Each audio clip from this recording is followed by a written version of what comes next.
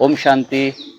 आज हम हैं माउंट आबू और माउंट आबू के अंदर भी ब्रह्मा कुमारी के हेडक्वार्टर पांडव भवन में। और आज हमारे साथ जुड़ रही हैं एंजल। एंजल जो कि मुंबई से हैं। जैसा कि इनके नाम से ही प्रतीत होता है, एंजल मीन्स फरिश्ता, भगवान का बच्चा जो यहाँ पे अपनी खुशियाँ बांटने आया है। ये एंजल आई हैं मुंबई से। इन्होंने अपना जीवन वहीं से स्टार्ट किया, लेकिन अभी फ़िलहाल इन्होंने अपना सब कुछ वहाँ का छोड़कर माउंट आबू में आ चुकी हैं। तो आज हम इन्हीं के मुख से जानेंगे कि इनके जीवन में ऐसा क्या घटित हुआ कि इन्होंने मुंबई जैसी, वो भी जो सबसे ज़्यादा फेमस है फ़िल्म इंडस्ट्री, इन्होंने वो लाइन छोड़कर माउंट आबू की इस पवित्र भूमि को चुना है। तो आज उन्हीं के मुख से सुनते हैं कि कैसे उनका मुंबई जैसी महानगरी को छोड़कर माउंट आबू जैसे शांत, पवित्र, प्राकृतिक जगह पे इनका आना हुआ। तो एंजल जी, आपका स्वागत है। एंजल, शांति। जैसा आपका नाम ही है फरिश्ता, तो मुझे लगता है या तो बाबा ने आपको चूज किया है या आपके माइंड में ऐसा कुछ क्या क्रिएशन हुई जिसकी वजह से आपको मुंबई से यहाँ शिफ्ट होना पड़ा, या मन हुआ आपको यहाँ पे शिफ्ट होने का। First of all thank you so much for having me. Thank you. बहुत अच्छा लगा आपके साथ कॉन्वर्सेशन स्टार्ट करके। मैं फिल्म इंडस्ट्री से आई हूँ एंड आई डेफिनेटली फील बाबा ने मुझे लाया है, क्योंकि फिल्म्स रिलीज होना और आप सेलेक्ट हो जाना ही बहुत बड़ी बात होती है। वहाँ पे राइट। तो बहुत सारी तादाद में लोग ट्राई करते हैं कि एक झलक मिल जाए, और मेरे लिए तो खुला चांस था कि एक के बाद एक फिल्म हो जाए मेरी। पर ये सब देख के मुझे एक और चीज़ पता चला कि सब कुछ में भी कुछ नहीं है। मेरा एक ही सपना था कि मैं हमेशा ऊपर जाऊं। तो फिल्म इंडस्ट्री बहुत ऊपर दिखाई देती है लोगों को, और बाबा ने मुझे पहुंचा भी दिया जहाँ पे धन की अति, सुंदरता की अति, हर चीज़ की अति, जहाँ पे आपको ऐसा लगता है बाहर से कि कोई कमी नहीं है जीवन में। पर जब आप उस जगह में होते हो तब पता चलता है कि ये तो पूरा खाली है। और तब मेरे को वहाँ पे जाके रियलाइज़ हुआ, नहीं, जो दूर से सोच रही थी सबसे ऊपर जाना है वो फ़िल्म इंडस्ट्री नहीं है। वहाँ पे मैंने कोर्स करना स्टार्ट किया ब्रह्मा कुमारीज़ का, और लोखंडवाला सेंटर में कोर्स करते-करते मैंने डिसीज़न लिया कि नहीं, सबसे ऊपर का स्थान तो परमात्मा के दिल का है। तो जब आपने लोखंडवाला में कोर्स स्टार्ट किया, उससे पहले की आपकी लाइफ की क्या जर्नी थी? बहुत ही हैपनिंग हम्म। यूथ लाइफ़, और सब कुछ था, बाहर का, अंदर का कुछ भी नहीं। जैसे कि हम लोग देखते हैं, फ़िल्म इंडस्ट्रीज़ को देखते हैं या वहाँ की लाइफ़स्टाइल को देखते हैं, काफ़ी चकाचौंध से भरी होती है। इवन उसमें हर तरह की एक्टिविटीज़ हमें दिखाई देती हैं। उस लाइफ़ से इस लाइफ़ में ट्रांज़िशन में आपको क्या प्रॉब्लम हुई? कैसे हुआ ये ट्रांज़िशन? बाबा ने कराया, बहुत ईज़ी था मेरे लिए। लोगों को लगता है कि ये हुँ। तो पूरा अपोज़िट पाथ है। वहाँ पे सब कुछ बाहर का और यहाँ पे सब कुछ अंदर का। लोगों को लगता है कि बहुत डिफ़िकल्ट रहा होगा, बट बाबा ने करवा लिया। क्योंकि देख लिया ना, जब आप दुनिया में सब कुछ देख लेते हो, तो मेरे ख़्याल से टाइम नहीं लगता डिसीज़न लेने में कि अरे! खाली है क्या? तो जैसा कि आप ऑलरेडी काम कर चुकी हैं फ़िल्म इंडस्ट्री में, आपकी एल्बम भी आई हुई है और एक अच्छे पाथ पे आपकी जर्नी चल रही थी। तो ऐसा क्या सडन हुआ कि आपका ध्यान ब्रह्मा कुमारी के सेंटर की तरफ गया? कुछ लाइफ़ में ऐसा घटित हुआ या ऐसे ही अनायास ही आपका वो उस तरफ जाने का मूड हुआ? आजकल मेडिटेशन मेडिटेशन हर जगह एयर में है, तो मेडिटेशन तो मैं ऐसे ही क्लास करने जाती थी लोखंडवाला सेंटर में। मेरे बाकी फ्रेंड्स भी अलग-अलग जगह जाते थे, तो मैं भी जाती थी। ऐसे ही कि चलो थोड़ी देर शांति का दान लिया जाए, इस प्रकार का। और यहाँ पे फ़िल्म शूट हो रही थी मेरी। एल्बम तो हो चुका था, उसके बाद फ़िल्म शूट हो रही थी मेरी। और जितना स्टार्स के आप करीब आते हो, फ़िल्म इंडस्ट्री के करीब आते हो, और देखते हो कि अरे, मेरी जो इच्छा थी कि सब कुछ मिल गया है, क्योंकि पैसा तो मिल ही रहा था, हुँ। पावर भी मिल रहा था, फ़ेम भी मिल रहा था, सब कुछ मिल रहा था। तो आपको जब ये पता चलता है कि सब कुछ मिल रहा है पर भर क्यों नहीं रही हूँ, तो बहुत फ़ास्ट हो गया मेरा सेंटर में, ब्रह्मा कुमारीज़ में मन लगना। क्योंकि वहाँ पे आंतरिक भरपूरता, सच्ची भरपूरता मिलती है ना, तो बाहर का सब कुछ छूट जाता है।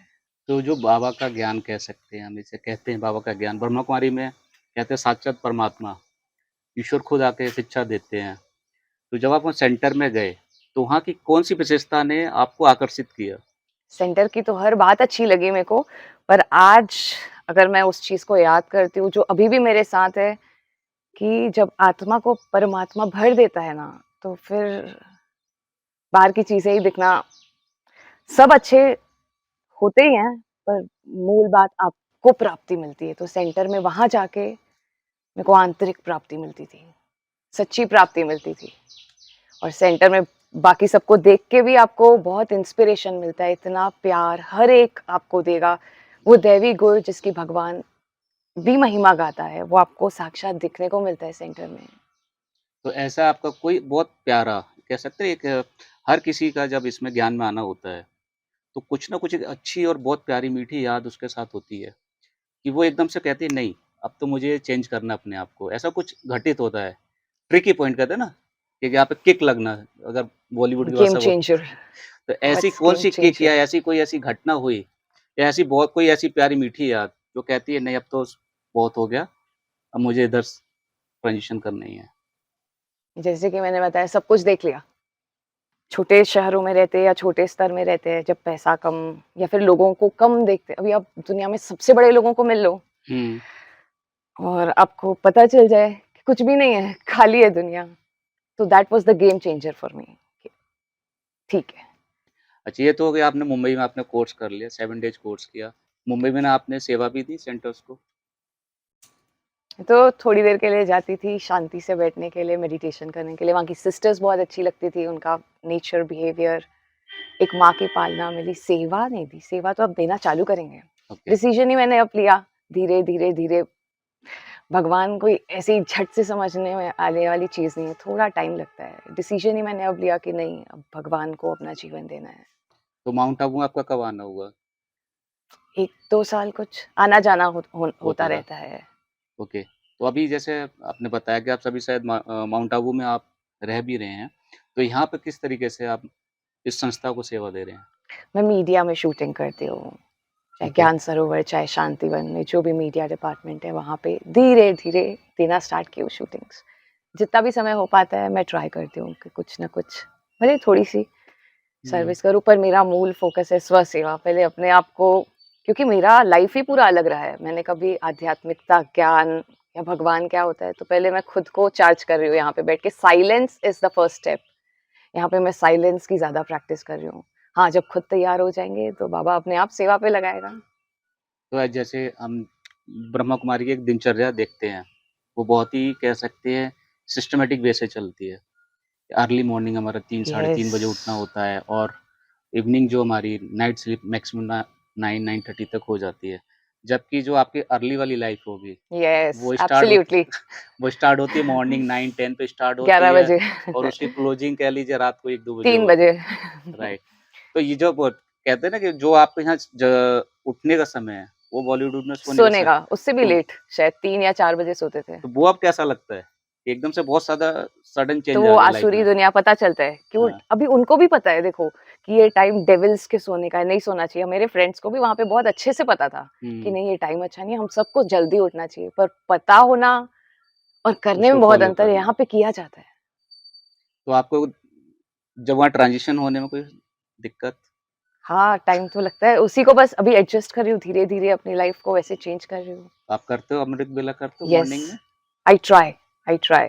ऐसे नहीं कि हर दिन उठती हूँ, बट या most of the time I try to wake up. वहीं से पावर लेते हैं। तो कैसा फ़ील होता है आपको? अमृत वेला कैसा लगता है? ये कहते हैं जो हमने जो यहाँ पे फ़ील किया है या जो सुनते हैं कि उस टाइम पे साक्षात परमात्मा की यहाँ पे विज़िट होती है।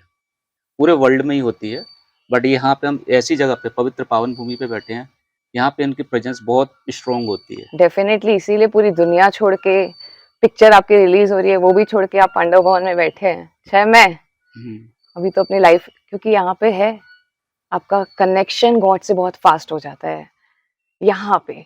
और यहाँ पे अगर आप अमृत वेला उठ जाओ, तो कुछ करने की जरूरत नहीं पड़ती, अपने आप पावर मिलती है, दिन भर मेहनत नहीं करनी पड़ती है। एक्चुअली आप आपकी दिनचर्या यहाँ पे कैसी बीतती है? नॉर्मल लाइफ़, जो बीके के रूल्स हैं हमारे कि सुबह अमृत वेला करना, फिर मुरली सुनना, फिर उसके बाद जो है टाइम से खाना, दोपहर का भोजन, फिर शाम को हमारा फिर सनुमा शाम, अगर नाइट क्लास है, नाइट क्लास अटेंड कर लेना, फिर सोना। ये वाक़ई में फ़ॉलो हो पा रही है? मैं ट्राई करती हूँ, पर मेरी खुद की भी स्टडीज अभी कंटिन्यू है, तो ओके, थोड़ा सा मैं स्टडीज का निकालना होता है। राइट। थोड़ा थोड़ा स्टडी को बैलेंस करते तो ये। आप 3 लाइफ़ एक तरीके से बैलेंस कर रहे हैं, एक तो आध्यात्मिक life plus student, student life absolutely. Plus professional life, थोड़ा सा यस, जो आप सपोर्ट कर रहे हो, एब्सोल्युटली। मैनेज हो जाते हैं तीनों लाइफ आपके। अरे बाबा, जो पावर भरता है, पूरे वर्ल्ड में आपको परफॉर्म करना होगा और आपको लगेगा मैं कुछ कर ही नहीं रहा हूँ, बाबा कर रहा है, मतलब हम्म। This is God's power. अच्छा, ऐसी कोई आपकी जैसे हर एक की, मैं फिर से क्वेश्चन को ले रहा हूँ, एक कोई मीठी याद जुड़ जाती है लाइफ में, ऐसी कुछ मीठी याद आपकी ब्रह्मा कुमारी के साथ जुड़ी? बहुत सारी मेमोरीज है। मैं तो हर एक सेकंड को, फॉर मी, मैं हर एक सेकंड को स्वीट सेकंड मानती हूँ। अभी मैं आपके साथ बैठी हूँ, मैं ये चीज थोड़ी ना भूल सकती हूँ। हर सेकंड जो हम सर्विस करते हैं गॉड की या कनेक्ट होते हैं, every second is beautiful. But yes, आप एकदम हाईलाइटेड पॉइंट बोलेंगे तो मेरे को याद आता है जब मैंने सूरज भाई जी के साथ शूटिंग करना स्टार्ट किया। ओके। तब मेरा डिसीजन कि हाँ, ब्रह्मा कुमारी ही बनना है, फिल्म इंडस्ट्री छोड़ना है, या थोड़ा थोड़ा कुछ हुआ तो हुआ, but main focus, prime focus God को देना है सर्विस। वो मेरा स्वीट मोमेंट था जब मैंने भाई जी के साथ शूटिंग करना स्टार्ट किया, क्योंकि उस दौरान मेरे को प्रैक्टिकल उनके लाइफ में सब कुछ दिखा। जो बोला जाता है कि उच्च गुण क्या होते हैं, उच्च ज्ञान क्या होता है।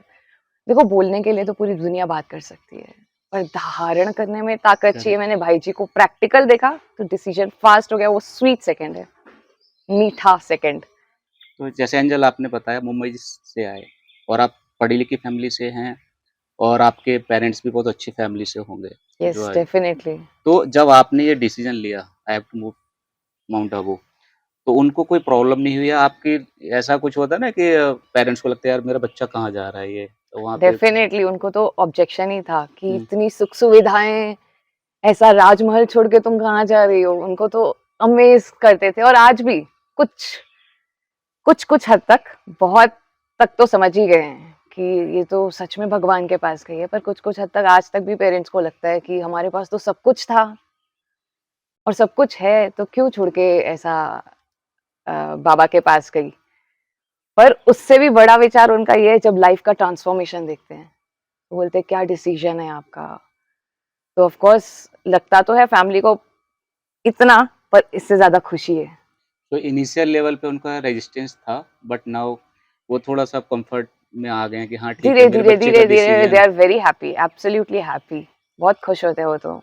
अच्छा, हमने एंजल ये भी देखा है ना कि अध्यात्म को लोग ना एक सर्टेन एज ग्रुप से जोड़ते हैं, जो इंडिया का माइंडसेट मुझे लगता है कि अराउंड एज से जो अध्यात्म शुरू होता है अराउंड 50-60, जब हम लोग अपना अपने सारे जीवन के छोटे-मोटे कार्यों, अपने पूरे लाइफ के कार्यों से निबट जाते हैं, फिर तब हमें अध्यात्म की तरफ जुड़ना चाहिए। बट आप अभी यूथ हैं, तो ऐसा आप क्या संदेश देना चाहेंगे आजकल के यूथ को या हमारे जनता सभी के लिए कि अध्यात्म की कोई ऐसी सर्टेन लिमिट नहीं होती है? Definitely there is no age for spirituality. कोई ऐसी सर्टेन एज नहीं है जिसमें स्पिरिचुअलिटी को फॉलो किया जाता है। और मैं समझती हूँ आज मेरे को कोई मैसेज देने की जरूरत नहीं है। हर एक मेरी एज का यूथ, यंगस्टर समझता है कि मेडिटेशन, अरे हमारा प्राइम गोल है। आज मैं यंगस्टर के साथ रहती हूँ और समझती हूँ कि हर एक की चाहना है कि भगवान को याद करके ताकत लें, मेडिटेशन करें, स्पिरिचुअलिटी को फॉलो करें। और हर एक को समझ में आता है कि एक ही तरीका है आज इस दुनिया में शांति को प्राप्त करने का या सफलता को प्राप्त करने का, that is meditation and spirituality. मैंने अपनी लाइफ में अगर अचीवमेंट पाई है, चाहे वो डॉक्टर बन के या मिस इंडिया में भी गई, मैं फिल्म इंडस्ट्री में फिल्म्स रिलीज हुई, और सबसे बड़ी अचीवमेंट आज मेरी अपने आप को जानना और भगवान को जानना। मैं उन अचीवमेंट्स को आज काउंट भी नहीं करती हूँ, कभी भी नहीं। एक अचीवमेंट गॉड को रियलाइज करने के, and self realisation is the biggest achievement, and I hope you all get that. तो ये थी हमारे साथ मुंबई से एंजल, ना सॉरी मैंने गलत बोला, नॉट मुंबई, माउंट आबू से एंजल। Thank you. जो कि आपने देखा इन्होंने अपने जीवन के बहुत सारे आयाम पार किए हैं। डॉक्टरी इन्होंने की हुई है, डॉक्टर हैं। बाय प्रोफेशन इन्होंने मॉडलिंग भी की है, एक्ट्रेस भी की हैं और अभी यहाँ पे सेवा भी दे रही हैं, रिकॉर्डिंग वगैरह में आपकी सेवा भी कर रही हैं। प्लस अपने आप को, अपनी लाइफ़ को चेंज कर रही हैं, मेडिटेशन के थ्रू एज़ वेल एज़ बहुत सारी चीज़ें यहाँ से लर्न कर रही हैं। छोटी-छोटी चीज़ें जो होती हैं कि हमें जो हमारे जीवन को सिखाती हैं कि हमें अपने जीवन में क्या चेंजेज़ लाने हैं, जो दूसरों के लिए रोल मॉडल बन सके। तो ये एक रोल मॉडल का काम भी कर रही हैं। तो एंजल आपसे मिलकर हमें बहुत खुशी हुई और आशा करता हूँ कि दर्शकों को भी एक जागरूकता होगी कि नहीं मेडिटेशन या आध्यात्मिक कोई एक एज नहीं होती है, ये किसी भी एज में आप ज्वाइन कर सकते हैं।